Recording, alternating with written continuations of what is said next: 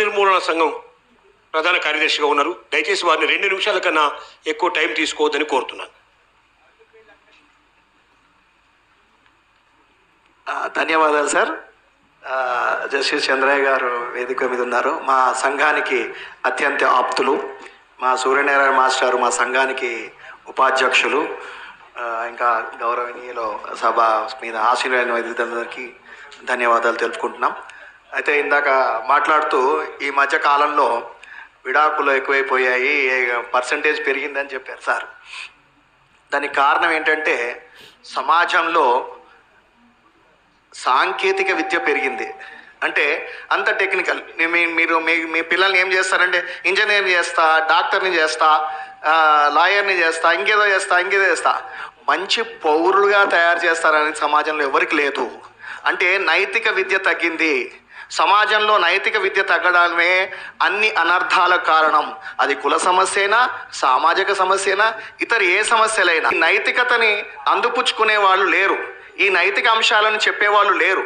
ఈ లేకపోవటమే ఇన్ని అనర్థాలకు కారణం అవుతుంది. అది ఏ సమస్య అయినా సరే. సో ఈ మాట చెప్పదలుచుకున్నాను. ఎప్పుడైతే ఈ దేశం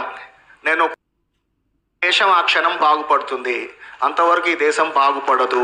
అంతమైన ఆలోచనల నుంచి సమాజం బాగుపడే కాలం వస్తుంది, రావాలని కోరుతూ ఓ చిన్న కవిత్వం ముగిస్తాను. క్షమించాలి సార్, సంక్షిప్తమే. సో నేను అన్నానుగా ఈ నైతిక విద్యని పెంచే వాళ్ళని ఆ 4 మీద ఒక చిన్న కవితలా రాశాను. జ్యోతిబా ఫూలే నీ పాఠాలెంతో ముఖ్యమో, జ్యోతిబా ఫూలే నీ పాఠాలెంతో ముఖ్యమో, నిన్ను మేము అనుసరిస్తే మా జన్మ ధన్యము. అలాగే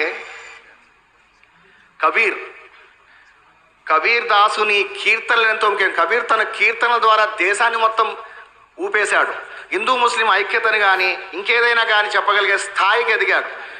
కుటుంబ వ్యవస్థ గురించి చెప్పగలిగాడు. సో అటువంటి కీర్తనడు కబీర్ దాసు నీ కీర్తనలెంతో మధురము, నిన్ను మేము అనుసరిస్తే మా జన్మ ధన్యము. గాంధీజీ అహింస మార్గం ఎంతో ముఖ్యము. సత్యము అహింస అనే ఆయుధాలతో ఈ దేశం ప్రజలందరినీ ఒక తాటి మీద తీసుకొచ్చాడు ఆయన.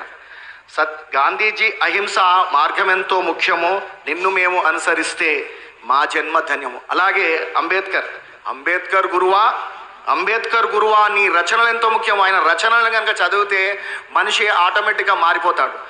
అంబేద్కర్ గురువా నీ రచనలు ఎంతో ముఖ్యము, నిన్ను మేము అనుసరిస్తే మా జన్మ ధన్యము. Thank you.